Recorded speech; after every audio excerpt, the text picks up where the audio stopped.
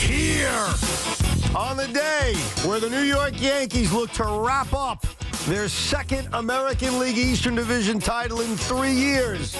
On the day where the New York Mets meet their makers, opening up what hopefully is a 3-game series against the Atlanta Braves, we have reached the final home stretch of the long-ass baseball season.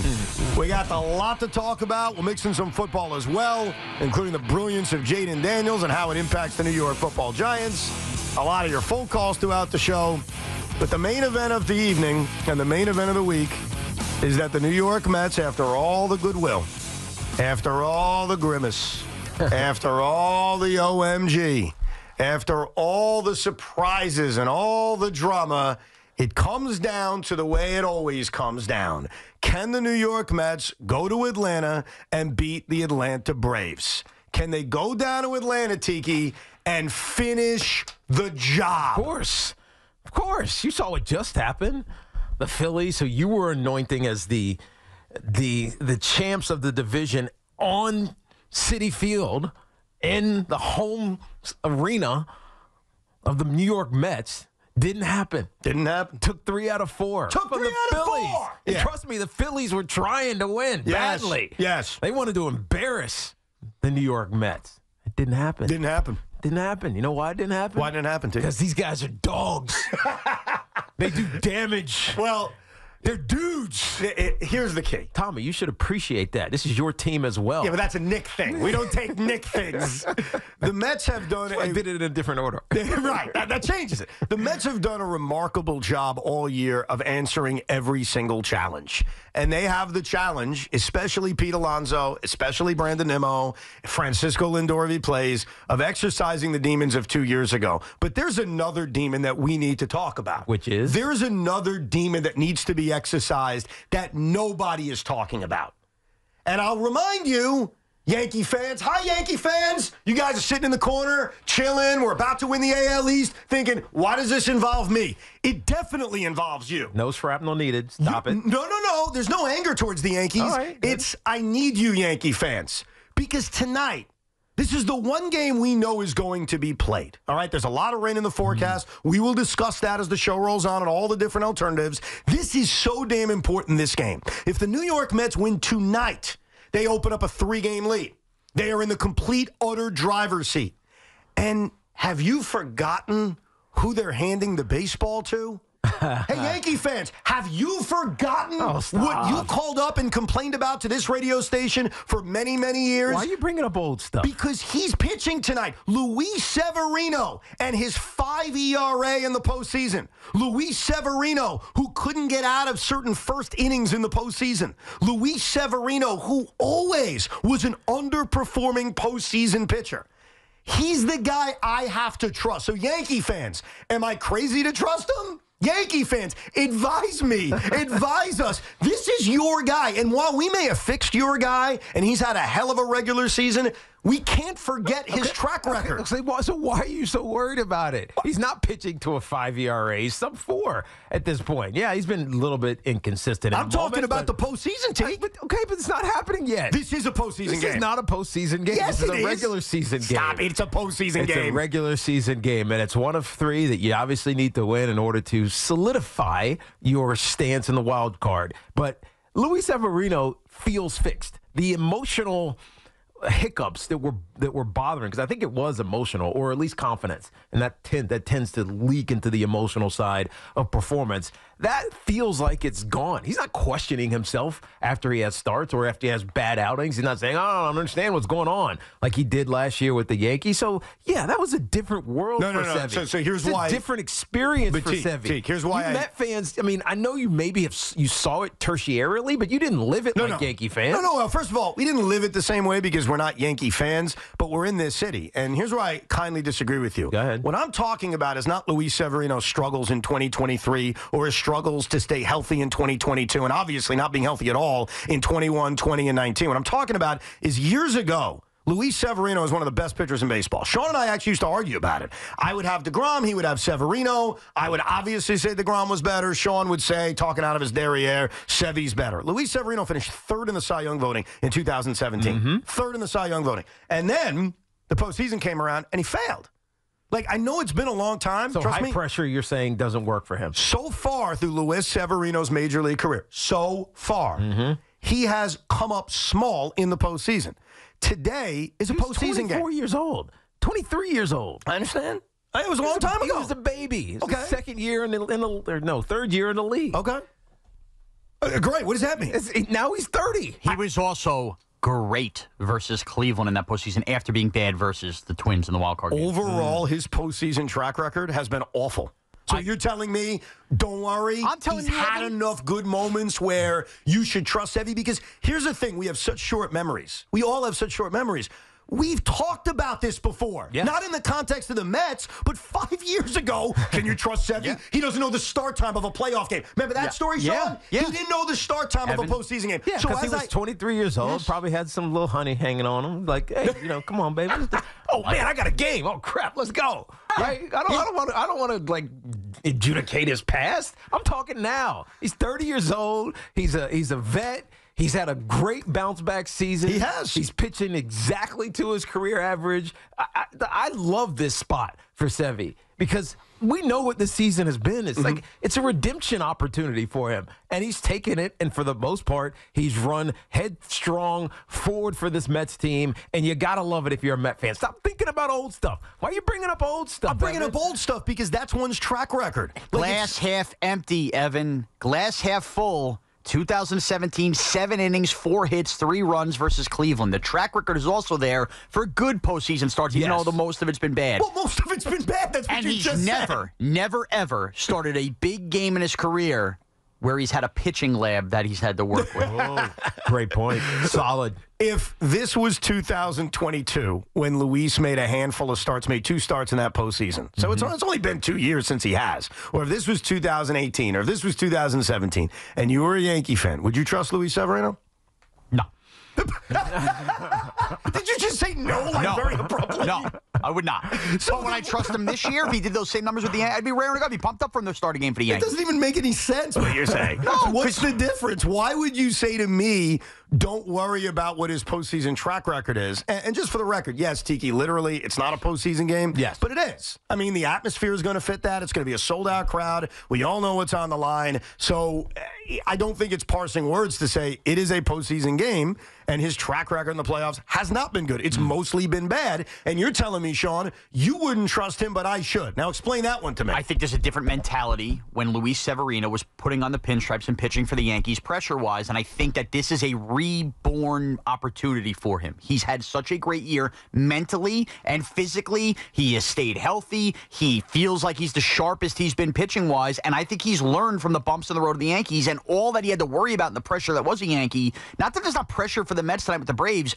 but he doesn't have the same demons you have as a Met fan versus the Braves tonight, and I think this is a renewed opportunity for him. That's a solid point. He doesn't have the historical damage in his mind about this Braves team. For him, the Braves are just the Braves. I agree with that part. Maybe they were good, sure, but he doesn't feel the angst that all of you Met fans feel from these Braves. He doesn't have that. It's a different angst, though. That's the thing. Like, the Mets players who are part of the 2022 team, certainly they should remember what happened 2 years ago. We all do. Yeah. They should remember the missed opportunity that was those 3 games that they played. And, it's interesting. I was listening to Andrew Thomas, and trust me, it's related. Andrew Thomas was meeting the media yesterday, and he was asked, hey, do you think about 40-0 to the Dallas Cowboys? Is that something that you're going to think about as like extra motivation? And Andrew was kind of giving an answer of, well, everybody's different. Some guys do think about that. I'm sure as a player, you saw that. And it's like some guys think about it, some guys don't. Like, you just got to think about this one game. And I think the Mets should be asked the same damn question. If you were a part of the 2022 team and you were part of that collapse that got swept by the Atlanta Braves, are you thinking about it? Do you go into this series saying, we owe these sons of bitches. We got to beat this team. Obviously, there's a handful of guys that have nothing to do with it. You're right. Luis Severino wasn't here. Jose Iglesias wasn't here. But Luis Severino has his own demons, is my point. And just because we forgot about it, because we haven't talked about it in 2 years, doesn't mean they don't exist. Luis Severino was not a good postseason pitcher. Those are just the numbers. We all remember it, Yankee fans, even Met fans who watch from afar. We remember it. And so for him, those demons, Teak, may not be the Atlanta Braves. It may not be Matt Olson. It may not be Travis d'Arnaud. It may not be Truist Park. but it's those big moments where Yankee fans know he came up small, and they need him tonight to come up big. He's the tone setter. He's the tone setter. By the way, if you're going to Truist Park, the food is unbelievable there. Might be the best in Major League Baseball. I wouldn't be able to eat if I was there tonight, by the way. I mean, I would. Well, because take the pressure off. Take the pressure Take off. the pressure off. Have a beverage. Have some excellent Southern cuisine. Yeah. And go watch your team win. And win because that's what they do. It's what they did to the Phillies in the last series. This 4-game series that you were anointing the Phillies were going to win the division on Citi Field in front of our eyes. Yes. They made them wait a day. Okay, this is what this Met team is about. This is what Sevy is about. He's not worried about history. He's not worried about things of the past. And most of the guys that are hangovers from that 2022 season, I'm going to say they don't care. I don't think Pete cares. That's not in his mind. That's not like it's not his personality to care about what happened in the past. Francisco Lindor, who knows if he even plays, but he's been so damn good this year. He's not worried, oh God, we got beat up in 2022. He's not thinking about that. Francisco Alvarez was a baby when he came up in that game. He was also 0 for 12 in those 3 It doesn't matter. He was put in a terrible spot. We all knew it, right? And it's what it is. So I don't think anybody's thinking about it except for the fans. The players aren't worried about the most immediate history with the Braves in a playoff-ish type situation. You don't think players think of revenge? I don't think they're thinking of revenge. I think they're saying if we win these 2 games, it's a wrap. Yeah. Period. Yeah. It's wrapped. That's what's more important. Forget history. What's more important is what's in front of us. Sorry, Aaron Booneism. But we know exactly what the players are saying. We got 2 games to win. Period. That's it. We win this series, we're golden. And we might even end up as the number 1 wild card because of how everything is going to ultimately play out. So that's what they care about, not the history with the Atlanta Braves. Well, look, I'm not bringing up 1999. I'm not bringing up 2000. I'm not bringing up 24 years ago because you're obviously right. That doesn't matter. But 2 years ago, in a very similar situation. In fact, they had more of a safety net 2 years ago because the safety net was they got swept and they still made the playoffs. They had that second opportunity against the San Diego Padres where they came up small. They don't have a second opportunity here. If they got swept somehow, if somehow they even played 3 games, which, again, we will get into the circumstances of these scheduled 3 games. But if they lost all 3 games again, there's no safety net. No. The odds are they're going to miss the postseason. So I'm not saying you've got to think about the past because you've always brought that up to me with Jets Patriots. But when you were involved in the past, when you were a part of the recent past, I don't think it's crazy to think about that as this is our revenge because it is a chance at revenge. It is. This is a chance to exercise those demons from 2 years ago. But I think what's right in front of you is more important than the revenge. I think that the idea of getting a higher wild card seed and I don't know, moving forward, like taking this miraculous recovery from that horrendous start into the postseason with momentum is so much more important than worrying about the demons that you couldn't conquer they before. go hand in hand, Teak. They're hand in hand. If the Mets win a series, which But I don't is think it's top revenge, of they mind. make the playoffs. I don't think revenge is top of mind. I don't think Carlos Mendoza is walking into that clubhouse saying, remember what they did to y'all in 2022, because he can't say us because he wasn't here. Right. So it doesn't work. Like that messaging doesn't make any sense.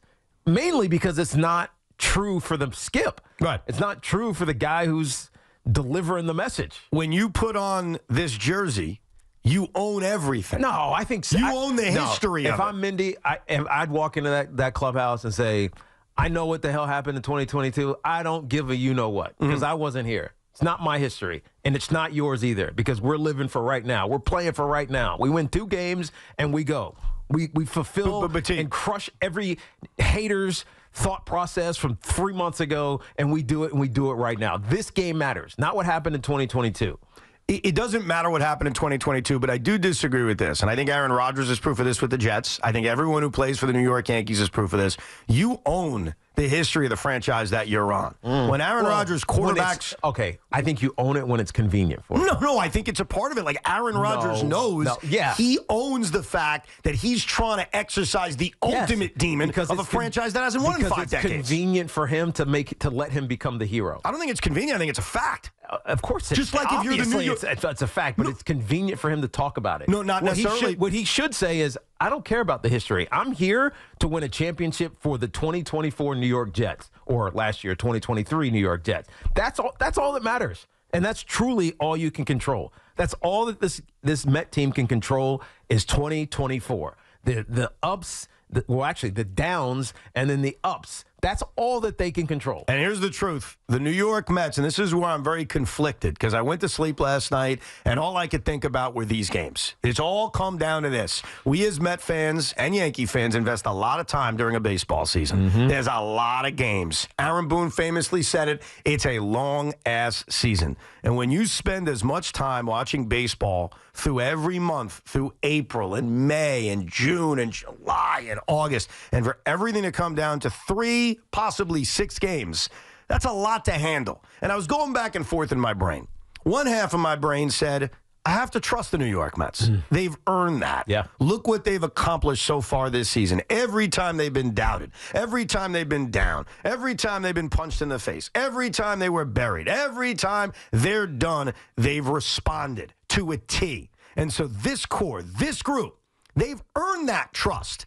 But then the other side of me remembers 2 years ago, remembers what the Atlanta Braves have done to the New York Mets basically throughout their history, other than 1969, where they beat them in the NLCS. And that's the part of me that says, I'm expecting something bad to happen. Yeah. I don't trust the Mets against the Braves. And that's the thing I'm conflicted about. Met fans, do you trust them? As we begin this embarking of a 3-game series, hopefully 3 games against the Atlanta Braves, do you ultimately, after everything we've watched this season, trust them? Have they earned that? Do you trust Luis Severino? He's had a fine season, but the difference between Luis Severino being a former Mariner and Luis Severino being a former Yankee is that we watched Luis Severino in the postseason for the last 8 years. We know. We have an idea. Do you trust him? Do you trust the Mets? Do you trust this is going to end well? Because our history says it won't.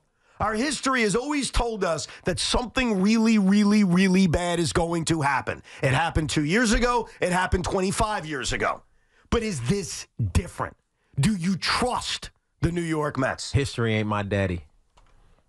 Ghostbusters week on the Fan continues. Evan, who would you rather start tonight, Luis Severino or Max Scherzer? Thank you. That's a great question. Case closed. Luis Severino. Next question. That's Exactly. it. That's it. That was your one question. That's exactly right. Well, remember who started the opener of the Met Braves series 2 years ago? It wasn't Max Scherzer. It was Jacob deGrom. Jacob deGrom, who threw a million fastballs thinking he could just pump 102 past everybody. But you know what's funny? Jacob deGrom's final line that night. If I told you right now, Met fans, Luis Severino is going to match Luis Severino is going to match Jacob deGrom's final line from that game, would you take it? Do you remember what his final line was? I'll tell you. 6 innings, 3 runs. Would you sign for that? Yeah, but there was 3 demoralizing home runs. Would you sign for 6 innings, 3 runs? Of course. 100%. So what does that tell you? Nothing. The offense better hit. Exactly. They better figure out a way to knock Spencer Schwellenbach, who they had a very tough time with a few months ago, who has no track record in a big spot. And that's scary. Like with young pitchers, when there's no track record, who the hell knows what Spencer Schwellenbach's going to do? But I'd be okay with 6 innings, 3 runs. Speaking of signing things, because Evan's big on math and signing things. Remember back, we don't have this audio. He didn't send this to me today, conveniently. When he wanted us to sign whether we wanted to be down a game going into the series. Yes. The Mets are what, Evan? They are 2 games up. Okay, next.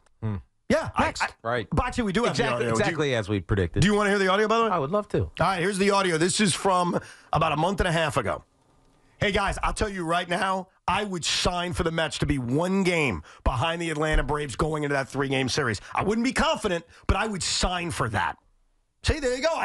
That's what I said a month and a half ago. And look where they are. They're not only, I understand it's Mets, Braves is sexy. We have a lot of skeletons. We have a lot of demons.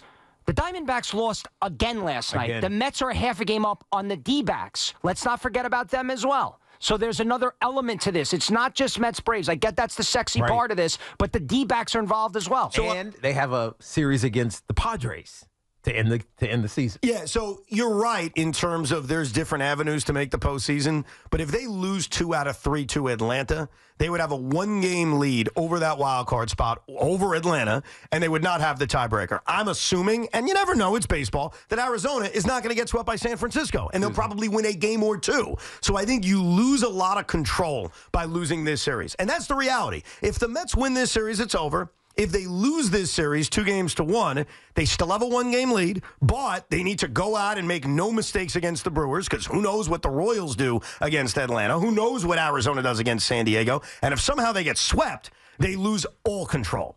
And so that's what's on the line. Look, it's similar to 2022 in that they don't necessarily have to sweep the Atlanta Braves. But what we need to see as Met fans, it's important not only to believe in this team, but what we've experienced in the past is finish the job now. They've had a wonderful season. They've written an incredible script. And now in front of them, they have the chance to finish it off. I was actually polling people on Twitter earlier today. What will happen in Atlanta? I'll tell you the results. They may surprise you. We'll get to your calls at 888-808-1019.